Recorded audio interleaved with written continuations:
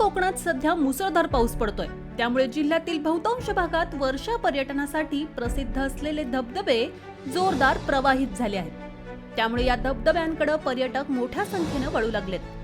तळ कोकणातील आंबोली पर्यटकांमध्ये प्रसिद्ध आहे। आंबोलीमध्ये पाऊस चांगला झाल्यानं परिसरात अनेक छोटे मोठे धबधबे प्रवाहित झालेत। यामुळे अनेक पर्यटक आंबोलीच्या ठिकाणी आवर्जून येत आहेत। पण एका तरुणासाठी आंबोलीतील पर्यटक जीव घेणं ठरलंय।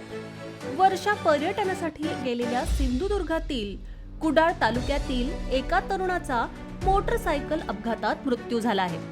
आंबोलीतील प्रसिद्ध असलेलं कावळेसाद पर्यटन स्थळावरून येत असतानाच हा भीषण अपघात घडला। माघारी परतत असताना मोटरसायकल घसरून समोरून येणाऱ्या आर्टिका कारला धडकली। यामुळे भीषण अपघात झाला। कावळेसाद या पॉइंटवरून निघाल्यानंतर जवळपास 100 मीटर अंतरावर हा अपघात झाला।